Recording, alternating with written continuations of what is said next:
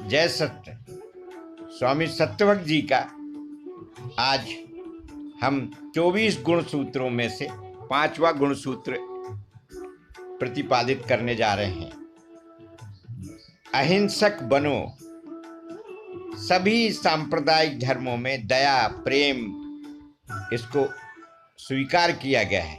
अहिंसा हमारा स्वभाव है, उस स्वभाव को परिलक्षित करें, विकसित करें। उसमें कहीं ना कहीं हमारा अहंकार जब आता है तो अहिंसा को बहुत कष्ट होता है। अहंकार हमारी जिम्मेदारी का नाम होना चाहिए। अहंकार एक दूसरे से ऊंचा उठने का नाम नहीं है, अपने आप को ऊंचा मानने का नाम नहीं है।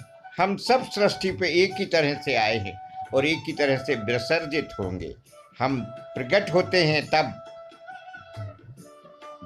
विकसित होते हैं, फिर संवरते हैं, महकते हैं और विसर्जित हो जाते हैं।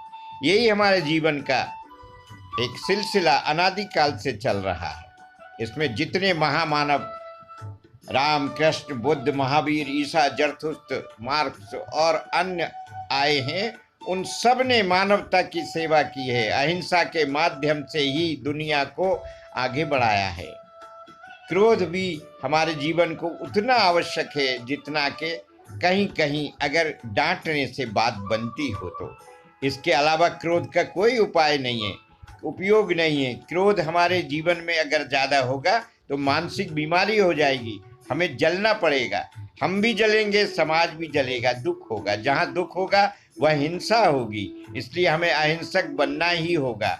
अहिंसकता का अर्थ है किसी दूसरे को, जिसको दुख का अनुभव होता है, उसको हमसे दुख ना हो। ये बात हमें स्वभाव में लाना पड़ेगा। इसलिए 24 जीवन गुण सूत्रों में 5वां गुण सूत्र है अहिंसक बनो। ईश्वर के द्वारा माँ और बेटे के बीच में जो रिश्ता होता है वो प्रेम और अहिंसा का ही होता है। कुछ भी नहीं उम्मीद रखती है माँ बेटे से, तो भी सर्वस्व लुटाती रहती है बेटे को। ये जो शाश्वत प्रेम का रिश्ता है, सृष्टि का रिश्ता है। सामाजिक रिश्ता तो बाद में विवाह के द्वारा बनाया गया है। हमें इस रिश्ते को, विवाह के रिश्ते को मजबूत तो बनाना है, लेकिन प्रेम को, शाश्वत को हमें सत्य के द्वारा अनुशासित भी करना है।